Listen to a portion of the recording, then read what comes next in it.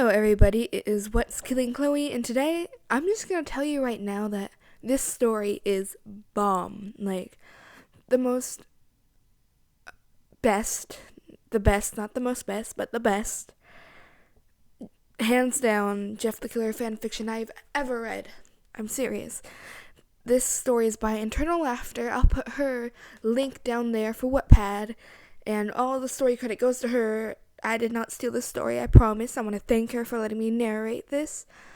And, well, I'm just going to start reading now. I'll let you guys know this is 80 chapters, so that's probably going to be 80 videos on my page if you like this. So, that's good. I'm pretty sure, yeah, it's good. So, this story kept me on my seat the whole time. No, that sounds wrong. That doesn't sound wrong, but I didn't say the right thing. This story is just really, really, really, really, really good. Made me sad sometimes, made me mad sometimes. It kept me on the edge of my seat all the time. I stuck with it, stayed up late reading it, and I'll just stop talking now. So here we go. Here is chapter 1. This is her first fan fiction, so bear with her. Another day of school, another day of feeling like a freak, another day of wishing I wasn't like this, another day of eyes staring at me like a parasite. Just another day, nothing new. My name is Elizabeth Umber. I'm a junior in high school, but sometimes I feel like a freshman who doesn't know the ropes of surviving in this prison of teens with too many raging hormones. Sometimes it's not all that bad. I mean, barely anyone talks to me. Only my friends, which aren't as much as one usually has. My 2 friends, Addie and Jonna. 3, if you count that one guy in algebra. Everyone at my school says it's pretty lame to have 2 or 3 friends, but in all honesty, I don't care. They're enough for me to actually be happy in school. I'm a straight A student, meaning I get called nerd a lot, but I've learned to just say thank you, because when they call you nerd, it just means you're smarter than they'll ever be. Who knows? Maybe I'll become the next Bill Gates, and they'll become the next guy who works for Bill Gates. It brings me joy when I think about it. Devious joy. Nerd isn't the only thing I'm called. I'm called freak, lamewad, weirdo, reject, loser, even a bitch at some point, but they don't really notice me. I'm like a weird, derpy ghost that hangs around people, but people just walk past me and go on with their lives. But I'd rather be a ghost than a fake. All the popular kids are fake. The girls are even fake. Fake hair, fake lips, fake body, fake boobs. The guys are no better. They act like something different just to fit into the society. In reality, they don't have to do that. They're all insecure about themselves. I mean, I'm too, but at least I take a little pride in it. But enough about that kind of stuff. It makes me retch whenever I think about it. All you need to know is I'm a freak. Simple as that. I feel like this everywhere I go. I can't even stop the feeling at home. My parents are worried because I'm not as social as I used to be. Well, they're right. I don't like to talk with many people, and I'm awkward all around. I panic sometimes, which worries my mom and dad even more, but sometimes I get the feeling like I'm not even human. As I've grown and developed my senses, I've come to think that there's something wrong with me, not mentally or physically. I just feel like I'm not just a teenage girl. I'm something more. I just don't know what. Ellie, my mother calls from downstairs. We're leaving now. Hurry, you'll be late for school. I sigh and I slip on my jacket and messenger bag. I go downstairs and I see my mom waiting for me at the front door. She gives me a smile and I smile in return, but really, I just want to frown and die. I'm not suicidal, I just really, really, really hate school. I only like learning and talking with my friends. That's it. We started walking to my mom's car, saying bye to my dad as he waited at the front door. After a couple minutes of driving, we were at my school. I got out of the car and walked in through the front doors. Some kids stared at me like a circus clown, not out of amusement, but out of disgust and prejudice. I can't say that word. Yep, nothing new at all. I head to my first class, writing. I like that class. I like learning and expanding in my vocabulary. I actually appreciate words, unlike some who don't even use proper language, mostly slang. I use some slang sometimes, but it just doesn't feel natural.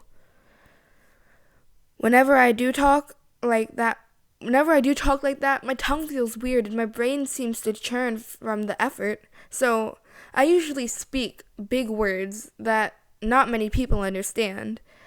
My friends do, though, because they've gotten used to it, and so have my parents. They even talk like that at home to make me feel more comfortable. I think it's pretty impulsive if you ask me. I walk in and the first thing I'm greeted with is laughter. I sigh and take my seat at my desk, at the very corner, in the back of the room, away from the fakes and just people I don't feel like talking to.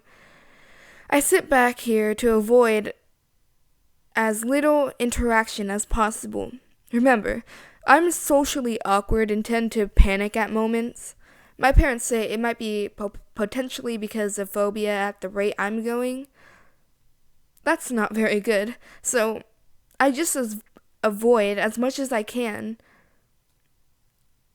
The teacher is a bit troubled because I don't sit at front. He says since I'm a straight A student, I should be at the front listening to the lesson better than straining to hear it from the back. But I just refuse and reply, leave the front seat open for the kids who need the knowledge. He just nods and understands what I'm saying. Literally, most the kids need it. Like, bad. I relax at my seat, occasionally hearing snickers from a couple of girls. I don't like them, seriously. They get on my nerves. I'd actually be willing to ruin my reputation as a good student to see their pretty little faces smacked into a wall. Yeah, they're bad, but I don't do anything to them. I mean, that wouldn't make me any better of a person than them. I sigh and take the whisper and insults between them.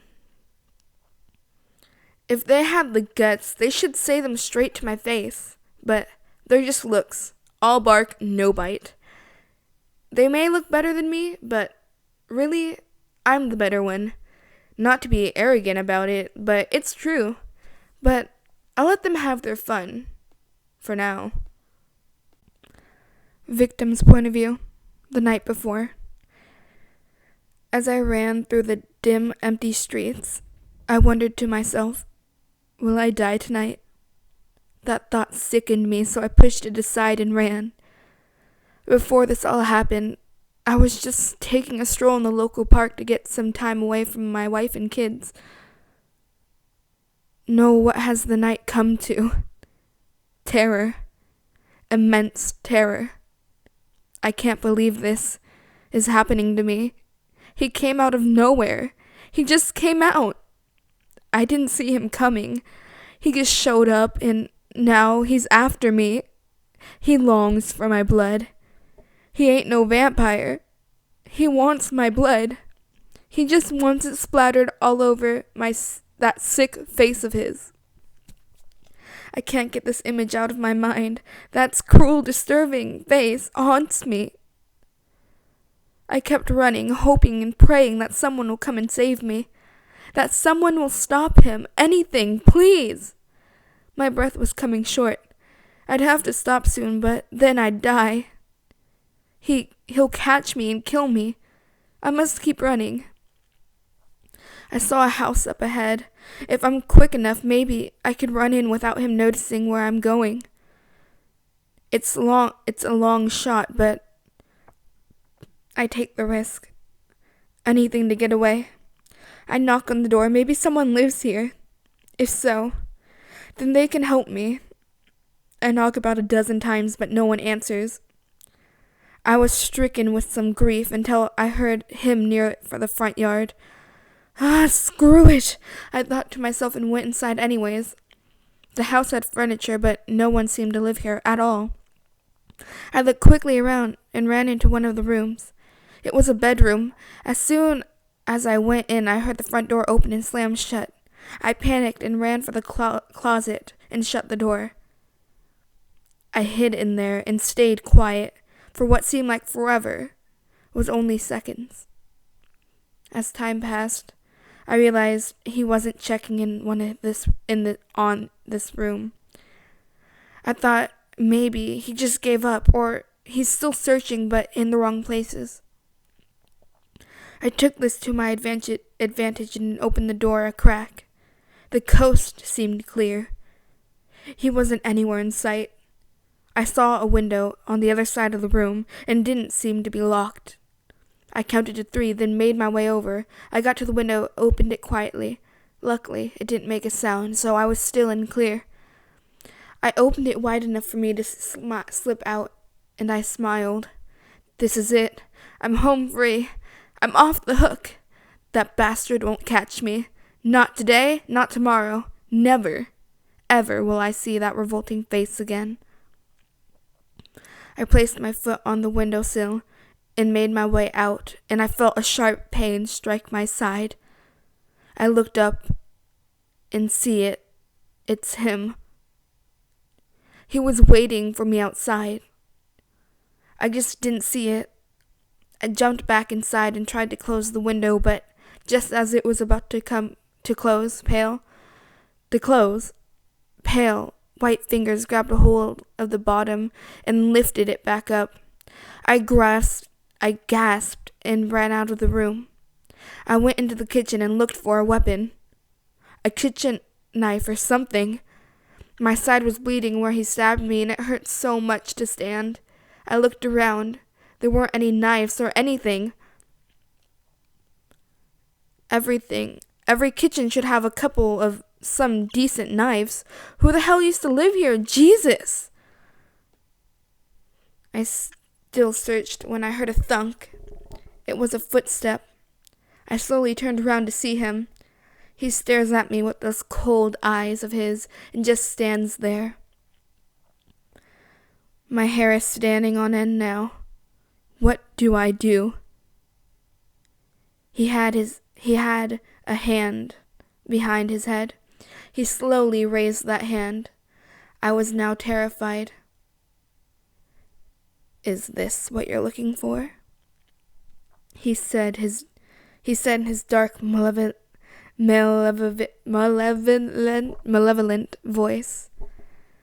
In his hands were all the kitchen knives.